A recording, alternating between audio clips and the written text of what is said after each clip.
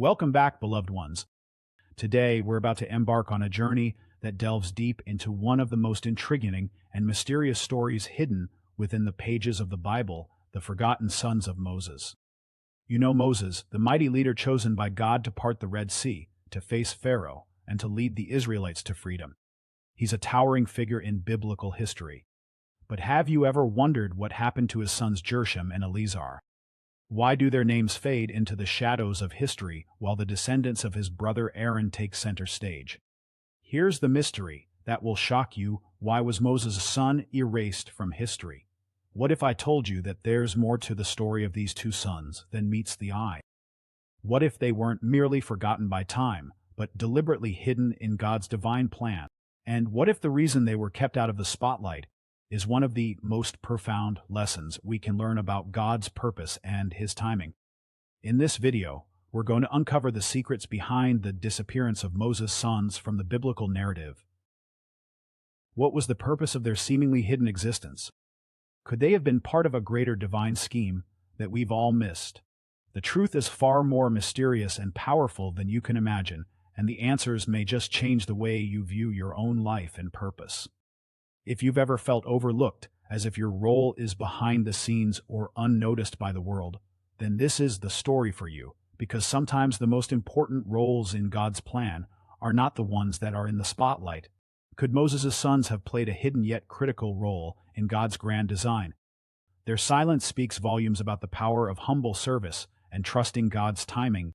Stick with us, and we'll reveal the shocking reasons why these two sons, who should have been front and center, were mysteriously erased from history, and how their story is more relevant to your life than you might think.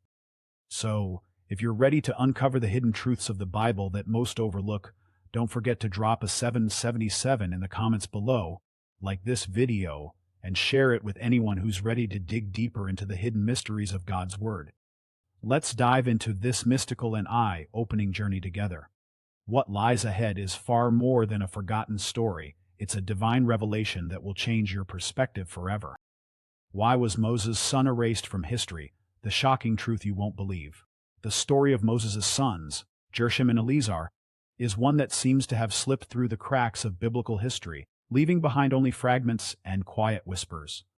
This narrative unfolds in a pivotal moment in Moses' life, a time of solitude and transformation, after his dramatic flight from Egypt, where he had fled due to his involvement in the death of an Egyptian taskmaster. Moses found himself in the land of Midian. It was there, in the rugged wilderness, that Moses would experience the kind of exile that would ultimately mold him into the great leader he would become.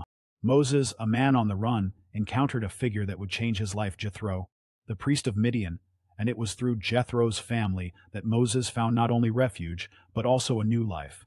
He married Zipporah, the daughter of Jethro, and settled into a quiet, humble life as a shepherd. It was in this peaceful yet obscure existence that Moses fathered two sons, Gersham and Eleazar. Their names themselves carry weight to Gersham, meaning a stranger there, a reflection of Moses' status as an outsider in Midian, and Eleazar, meaning my God is my help, a powerful testament to the divine aid Moses had received when he fled Egypt, as noted in Exodus 2:2. But here's the twist. Why does the Bible remain so silent about the lives of these sons? Why were they seemingly erased from the story of Moses' great mission to lead the Israelites out of slavery? Think about it. Moses, the man who would deliver the Israelites from Egypt, has sons, but we hear so little about them. Was it intentional, or was there something deeper, something hidden that we haven't yet uncovered? Let's pause for a moment. If you were to delve into the life of Moses, you would quickly discover that his sons were not just ordinary children. Gersham and Eleazar played a crucial role in the narrative, yet the details of their lives are shrouded in mystery. Why is it that Moses' legacy, so intricately woven with God's divine plan, seems to overlook his sons? Could it be that their stories hold secrets we are meant to uncover, or were they simply too insignificant to the larger narrative? What do you think? Could there be a deeper reason for the Bible's silence on Moses' sons? Could this silence be a form of divine strategy, or perhaps there are lessons hidden in their absence, lessons that might unlock new insights into Moses' journey and our own spiritual paths? The first mention of Moses' son, Gersham, in the Bible comes in Exodus 2, verse 22, where it states, Zipporah gave birth to a son, and Moses named him Gersham, saying, I have become a foreigner in a foreign land. This name Gersham is not just a mere label, it's a window into Moses' inner world during a time of great upheaval. The name itself comes from the Hebrew root ger, meaning sojourner or foreigner, and within this simple name lies a profound story of exile, loss, and the deep sense of displacement Moses was experiencing. Consider this Moses, who was once raised in the luxurious halls of the Egyptian palace, as the adopted son of Pharaoh's daughter, found himself in an entirely new world. The life of royalty, power, and privilege was now a distant memory, replaced by the harsh realities of life as a fugitive gone were the days of sumptuous feasts and royal decrees. Now Moses was tending to sheep in the barren wilderness of Midian, a far cry from the life he had once known. What's striking is how Gersham's name encapsulates this emotional and spiritual journey. Imagine the weight of such a name for Moses. This wasn't just a name for a son, it was a name that reflected his very existence. Gersham was a constant reminder to Moses of how far he had fallen, how much he had lost, and how deeply disconnected he felt from both his Egyptian past and his new life in Midian. He wasn't just a sojourner in a foreign land, he was a man in search of identity, wandering between two worlds, trying to reconcile who he had been and who he was becoming. Do you ever feel like a foreigner in your own life, as though you're caught between your past and your future, struggling to find where you truly belong? Moses' experience in Midian, his years of exile, wandering, and personal reflection could be something we all can relate to at different stages in our lives. Just like Moses, we may find ourselves in seasons of transition, feeling like strangers in a foreign land, and perhaps just as Moses named his son as a way to process his own journey, there are moments when the names we carry reflect our own spiritual and emotional battles. Have you ever wondered how Moses navigated that inner tension, that struggle between past and future? What would it be like to look at your own life and see a name that holds such deep meaning? Would it inspire you to step into your calling, even if you feel like a foreigner in your own skin? The birth of Moses' second son, Eleazar, is recounted in Exodus 18, verses 3 and 4, which says, One son was named Gersham, for Moses said, I have become a foreigner in a foreign land, and the other was named Eleazar, for he said, My father's God was my helper. He saved me from the sword of Pharaoh. Eleazar's name, meaning God is my help, stands as a profound declaration of divine intervention during one of Moses' darkest hours.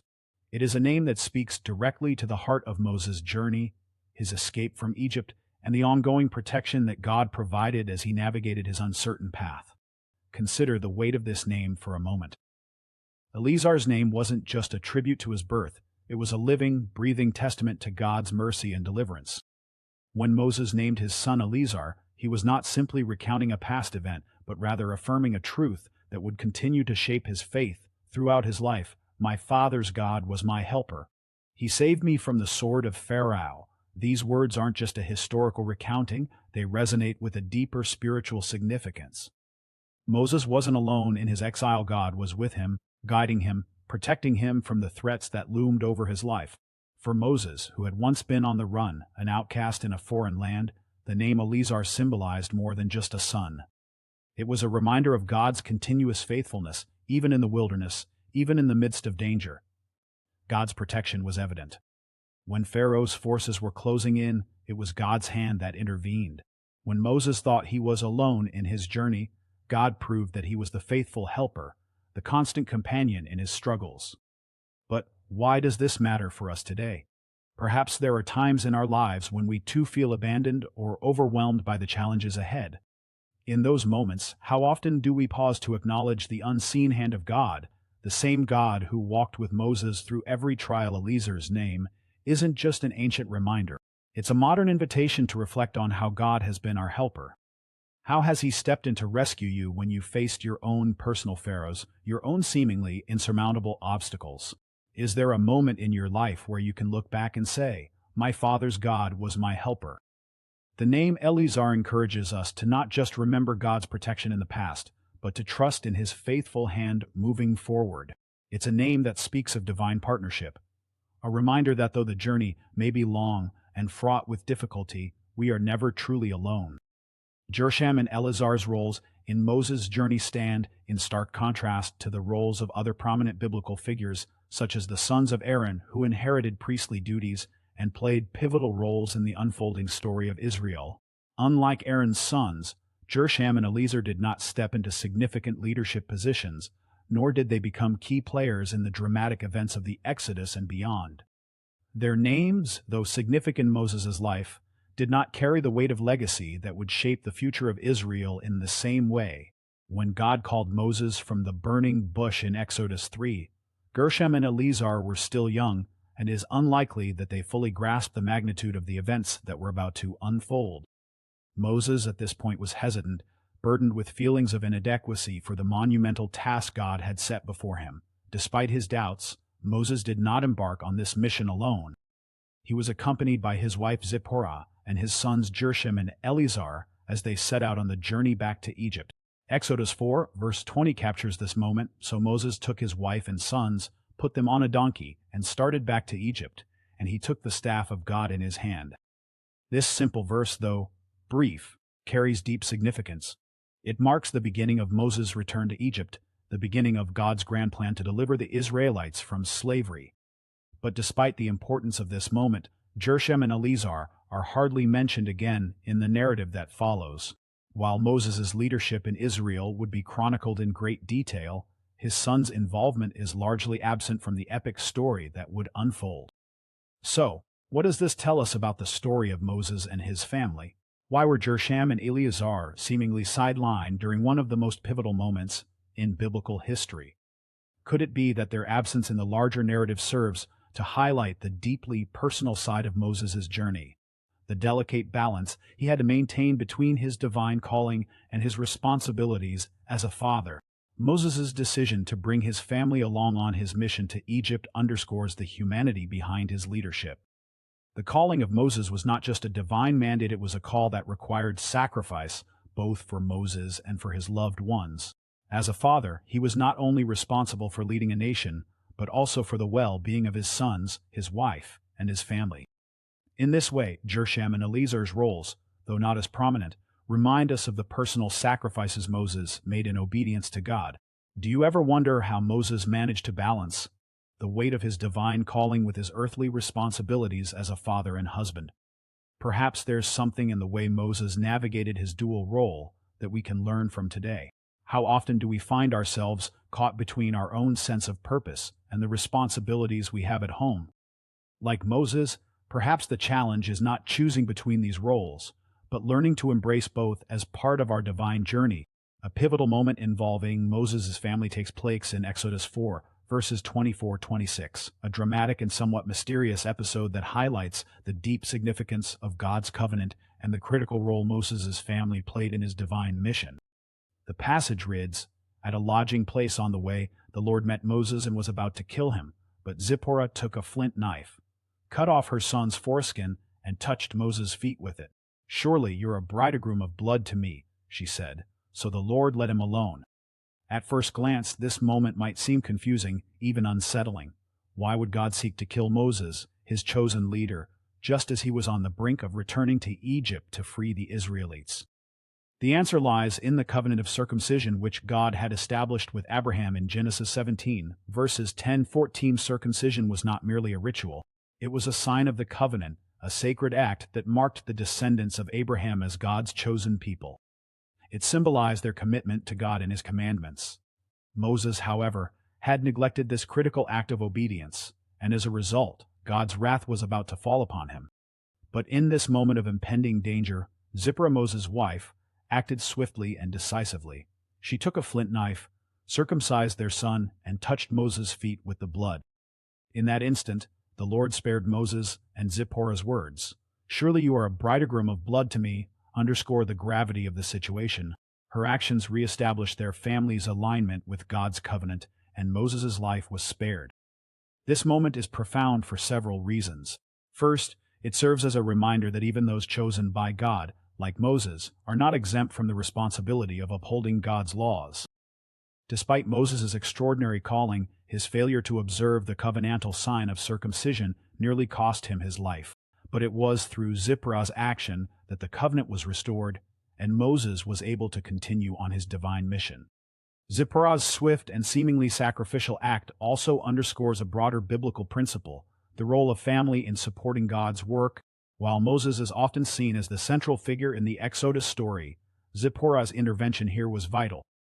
Her obedience to God's command was not just an act of personal devotion, it was an act that directly supported Moses' calling and by extension the salvation of the Israelites. In a sense, Zipporah was fulfilling a role that wasn't often recognized or celebrated, but was nonetheless crucial to the unfolding of God's plan. Yet, despite this dramatic moment of divine intervention, Gersham and Eleazar seem to fade into the background as the story of the Exodus progresses. When Moses returns to Egypt to confront Pharaoh, his sons are not mentioned. When the Israelites cross the Red Sea and receive the Ten Commandments at Mount Sinai, there is no record of Gersham or Eleazar's involvement. It raises the question, where did they go? The silence surrounding Gersham and Eleazar is striking. Their presence in the early part of Moses' journey was significant, but as the story of the Exodus unfolds, they seem to vanish from the narrative. Were they simply too young to play an active role, or does their absence suggest a deeper theological message, perhaps about the individual nature of God's calling and the way that even the most faithful servants, like Moses, must sometimes walk alone in their divine mission? What do you think? Could there be more to their absence than meets the eye? Perhaps their story, though untold in the broader narrative, still holds valuable lessons for us today. How often do we see our own efforts go unnoticed? Even when we're supporting something much larger than ourselves. Gersham and Eleazar may not have been the heroes of the Exodus, but their place in the story speaks to the hidden, uncelebrated roles that are often critical in God's kingdom. Some scholars have proposed that after the dramatic incident at the inn, Zipporah and Moses' sons, Gersham and Eleazar, may have returned to Midian. This theory suggests that the dangerous nature of Moses' mission, which was about to escalate into confrontations with Pharaoh, led to a decision to keep his family away from the immediate dangers that lay ahead. The narrative in Exodus 18 seems to support this idea, as it describes a later reunion between Moses and his family after the Exodus had taken place. Exodus 18, verses 5 and 6 provides this account. Jethro, Moses' father-in-law, together with Moses' sons and wife, came to him in the wilderness, where he was camped near the mountain of God. Jethro had sent word to him, I, your father-in-law Jethro, am coming to you with your wife and her 2 sons. This reunion occurring in the wilderness near Mount Sinai confirms that Gersham and Eleazar were not with Moses during much of the Exodus journey. Despite being present at the beginning, their absence throughout much of the dramatic events leading to the liberation of Israel raises intriguing questions. Why were Moses' sons absent during these critical moments of the Exodus? One possible explanation is that Moses and Zipporah made the decision to protect them from the dangers of the journey, Pharaoh's wrath, plagues, and the hostile desert landscape. The road to freedom for the Israelites was fraught with peril. Keeping the children away from such dangers might have been a necessary step, ensuring that Moses could focus on his mission without worrying about their safety. After all, his mission was about to become much more than a personal quest. It was about the salvation of an entire nation. However, another possibility is that God had different plans for Gersham and Eleazar, plans that didn't involve their immediate involvement in the public leadership of the Exodus. While Moses was chosen to lead the Israelites, his sons may have been destined for roles that were less visible but no less important. This idea raises a thought-provoking question. Are there roles in God's divine plan that remain hidden, not requiring public recognition or leadership?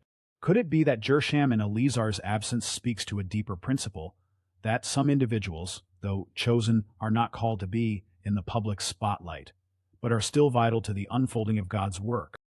This notion mirrors a broader biblical theme. Not every divine calling is about leadership or public recognition. Some are called to stand in the shadows, supporting the work from behind the scenes, playing crucial roles that, though unseen, are essential for the fulfillment of God's purposes. Perhaps Gersham and Eleazar's absence is a reminder that God's plan for each of us can be vastly different, with some called to a path of prominence and others to a path of quiet faithfulness. What do you think? Could this be a sign that some roles are hidden for a reason, even if we don't fully understand it? If you were in Moses' shoes, How would you balance your mission with the protection of your loved ones? Would you, too, have sent them away to keep them safe during such uncertain times? The story of Moses' family, with all its silences and absences, invites us to reflect on how God uses all parts of our lives, both public and private, for his greater purpose. Interestingly, the descendants of Moses do reappear in the Bible, but their return is brief and somewhat troubling. In Judges 18 verse 30 we read, "And the children of Dan set up the graven image, and Jonathan, the son of Gersham, the son of Moses, he and his sons were priests to the tribe of Dan until the day of the captivity of the land." Some versions of the Bible, however, use Manasseh instead of Moses, likely to soften the connection between Jonathan and Moses. This Jonathan, the son of Gersham, becomes a priest for the tribe of Dan. However, his role is not one that honors God. Instead, he serves in a shrine that features carved images, which directly violates God's commandments, as seen in Exodus 24:5, where God forbids the making of graven images. Jonathan's actions stand in stark contrast to the faithfulness of his forefathers, particularly his grandfather Moses, who was called by God to lead the Israelites out of Egypt and to establish a covenant with God. This troubling detail raises several significant questions. Did the descendants of Moses stray spiritually? Was the lack of prominence in their role within Israel's history an indication of a larger spiritual drift? Jonathan's actions in the shrine are particularly concerning because they reveal a departure from the legacy of faith that Moses and his family were supposed to uphold. Here we see that even though Moses' descendants were born into a mighty legacy of faith, this inheritance did not automatically guarantee righteousness. The next generation had to choose to walk in God's ways. The story of Jonathan serves as a powerful reminder that personal faith must be chosen and lived out, not assumed by virtue of heritage or family background. This leads us to a profound lesson. Being born into a legacy of faith doesn't ensure one will live in righteousness. It's a personal choice that every individual must make. Just because someone is part of a family with a rich spiritual heritage doesn't mean they will automatically walk the same path. Even the greatest leaders, descendants must decide for themselves whether they will uphold the values and beliefs passed down to them. How does this reflect on your own spiritual journey? Are you walking in the legacy of faith that has been passed down to you, or are you at a crossroads deciding whether or not to embrace it fully? The story of Jonathan, with its uncomfortable truth, reminds us that spiritual legacy is a living thing, something that needs to be nurtured, chosen, and continually reaffirmed through our actions. Just as Jonathan made a choice to serve idols instead of the living God, each of us faces the choice to either follow the path of faithfulness or stray from it. What path will you choose? The tribe of Levi, to which Moses and Aaron belonged, was set apart by God for special duties, particularly for service in the tabernacle. However, while Moses and Aaron were both from the tribe of Levi, it was Aaron's descendants who were chosen to become the priesthood. This divine decision is clearly outlined in Numbers 3, where God specifically designates the sons of Aaron to serve as priests and assigns the rest of the Levites the role of assisting with the tabernacle's duties. But why were Aaron's sons chosen instead of Moses's? The Bible doesn't give a direct explanation for this decision, but one possibility is that this was part of God's divine plan to preserve the humility of Moses's legacy. After all, Moses was the greatest prophet, the one who spoke to God face to face, as described in Deuteronomy 34, verse 10. However, despite his unparalleled spiritual authority, Moses' sons did not inherit that same authority. This distinction serves as a reminder that God's calling is not inherited like royalty, it is divinely assigned according to his purpose. Moses' leadership and prophetic calling were unique to him, and the focus of God's plan was never to establish a dynasty of spiritual rulers, as seen in the case of other biblical figures like King David. Instead, God's decision to designate Aaron's descendants as priests, while Moses' sons remained in the background, highlights the notion that God's calling is sovereign and not based on family lineage or personal merit. Each person has a unique purpose, and the fulfillment of that purpose is determined by God alone. This leads us to a profound spiritual truth. You don't need a spotlight to fulfill God's purpose for your life. Gersham and Eleazar may not have been at the forefront of Israel's history. They didn't lead armies, perform miracles, or stand in the public eye, but their lives still mattered. Their story, though largely untold, serves as a reminder that obedience, faith, and legacy often unfold quietly behind the scenes.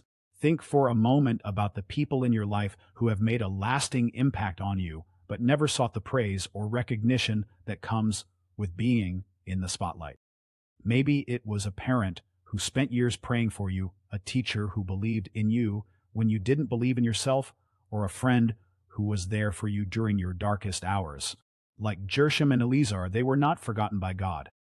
Their influence, though unseen by many, was significant in God's eyes. It's easy to feel as though our efforts are unnoticed when we aren't in the public eye, but the truth is God values faithfulness and obedience in every corner of life, whether seen or unseen. Just as Gersham and Eleazar were part of Moses' journey, but never took center stage, so too are there many whose quiet obedience contributes greatly to God's work. Your life, whether filled with accolades or lived quietly in the background, has a purpose that is divinely appointed, and just like the unseen heroes in our lives, your role matters deeply in God's grand design. So what happened to Moses' sons? They didn't lead the nation, nor did they write scripture. Their names aren't etched into the pages of history in the way other figures are, yet their lives were a part of God's greater plan, a plan woven with purpose and divine intention. Though their roles were quiet, almost hidden, they still had a place in the tapestry of God's story. This silent part of their story challenges our modern obsession with visibility, with accolades, and with being noticed. In God's kingdom, as Jesus tells us in Matthew 20:16, the last will be first. Those who remain unseen by the world are often seen the most by heaven. It's in the quiet, faithful moments of obedience, those uncelebrated acts, that God's kingdom is advanced. This is a radical shift from how the world measures success. The quiet servants, the ones working behind the scenes, often carry the weight of eternity, even when their actions go unnoticed by human eyes. If you've ever felt as though your role is small, or that your efforts have gone unappreciated, remember the lives of Gersham and Eleazar. They may not have parted seas or led armies, but their story, though faint, speaks volumes about the value of obedience, the power of quiet faithfulness, and the unseen ways in which God moves. Their presence, though subtle, is forever marked in the grand design of God's plan, reminding us that greatness in God's kingdom is not defined by fame, but by faithfulness. Your role, too, matters. You may not stand at the forefront, but every act of obedience, every quiet prayer, every moment of faithfulness sound in hidden places echoes through eternity. Remember, in the economy of heaven, what the world overlooks, God treasures deeply. You are seen, you are valued. Your life has purpose, whether in the spotlight or in the shadows. Thank you for watching. If this story has touched your heart or given you a fresh perspective, comment "I'm seen by God" below. Hit the like button, subscribe, and share this with someone who needs encouragement today. If you feel led, you can also support this channel through Super Thanks. Thank you truly, whether you give or not. Your support, your engagement, and your presence mean the world. You are deeply appreciated. God bless you, and we'll see you in the next video.